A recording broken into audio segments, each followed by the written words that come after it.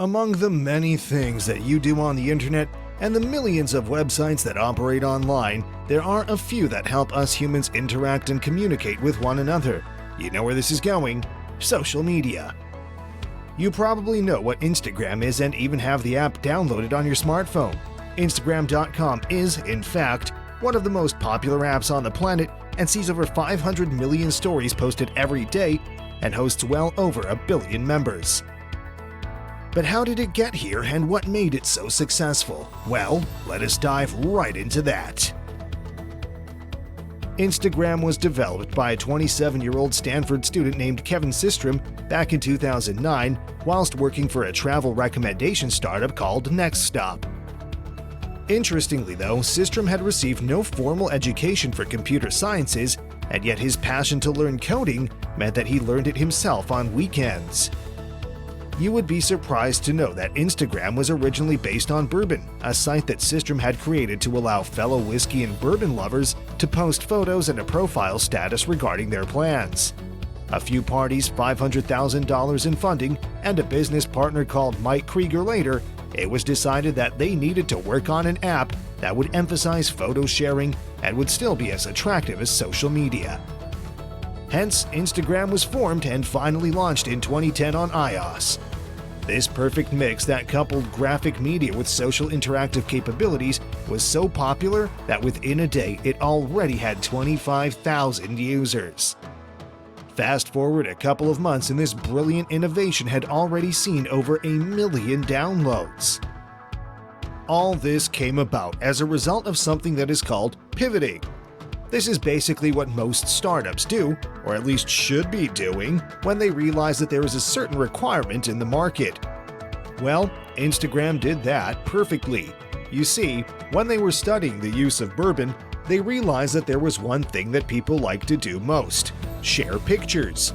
None of the other features of bourbon were used, just this aspect. While most other startups would fail to recognize the need to reposition or restructure their products and would instead take note of only positive growth, the founders of Instagram did not care about bourbon's growth. In fact, they had an eye for what sells, and hence decided to create something that caters to that specific purpose. Luckily for them, other social media platforms out at the time were not as graphically interactive, and they decided to cash in just that. This resulted in them moving their focus and resources to do something entirely new, and hence pivoting their market. But there is more than just the starting innovation that went into making Instagram what it is today. I mean, it is one of the most successful startups of the past decade and saw its user base increase to well over 1 billion in just 8 years.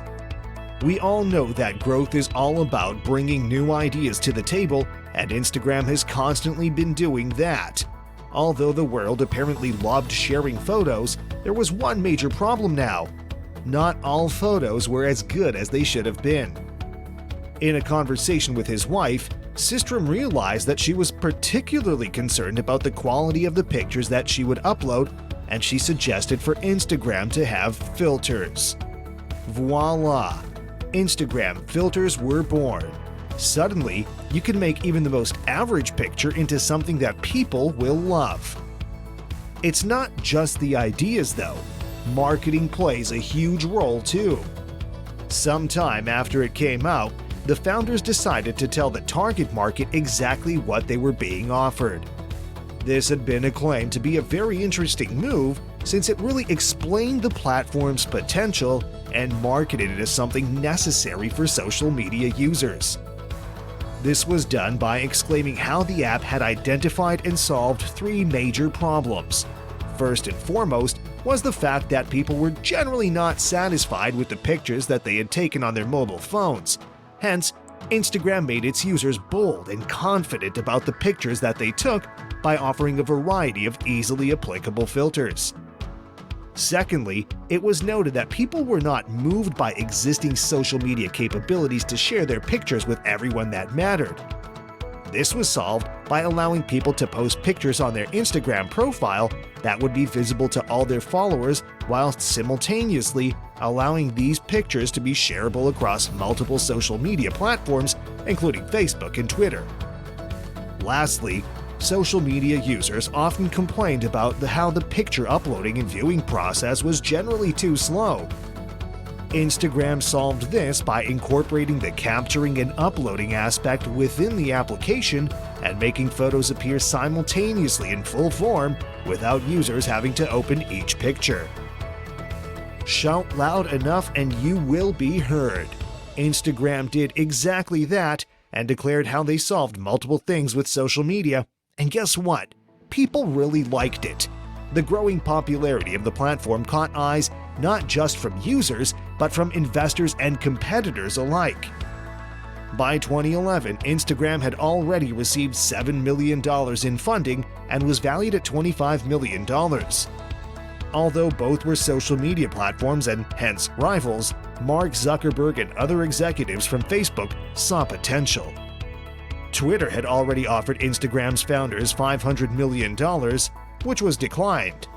In 2012, Facebook finally bought the company for $1 billion. An important decision that was taken at the time is perhaps something that was crucial for Instagram's continuing success. That is, the company was to remain independent in its operations even after Facebook's acquisition. The return on this investment has been phenomenal for Facebook, as the company is currently estimated to be worth over $100 billion and generated annual revenue of $20 billion in 2019. This was about 31.8% of Facebook's total revenue for the year. Understandably, Instagram uses Facebook's method of generating income, that is, via advertising. A large number of users use interactive visual storytelling to build a network of online relationships. These in turn often result in large numbers of following for particular individuals, the so-called influencers. Thanks to the traffic that these guys help generate, it becomes attractive for advertisers to invest in getting their message across and building their brand and customer base. Thanks to this mechanism, Instagram might just surpass Facebook in the foreseeable future, as it is more visually engaging and easier to navigate. The best part about these social media platforms is that they are free to consume and users really see no downside to using them. So their continued use makes it a self-sustaining market. But to sustain your own share of that market, you have to know what your competition is up to. In 2016, Instagram introduced the Stories feature after observing Snapchat's success. However, Instagram was quick to incorporate advertisers' presence between these stories, making their content unavoidable for targeted viewers. I'm pretty sure you already know that the advertisements on Instagram as well as Facebook are based on your liking and preferences, something the platform's AI analyzes by monitoring your online activity and followings on the platforms. But something perhaps more interesting than just observing your activities and showing you ads based on them is the manipulative aspect of the app's designing. Admittedly, both Instagram and Facebook apps have been deliberately developed to be addictive. Developers explain this as being a result of a three-pronged process. Firstly, the application is designed to give users a certain motivation based on a stimulus. Basically, if you're bored, you'll be given a sufficient amount of motivation through the welcoming and interactive nature of the app, simply because there is something new for you to see every time. Secondly, an action that you may perform while using the app, such as liking or commenting, makes you feel as if you are contributing to the online community. And lastly, there are triggers to encourage this behavior, such as instant notifications and rapid updates coming to your Notifications tab. Collectively, these techniques make sure you use your Instagram for sufficient time each day to let you contribute to the traffic. 30 minutes is the average time for each user. Honestly, the more you dive into it, the more interesting it gets. Instagram has been as innovative as it gets, irrespective of leadership changes.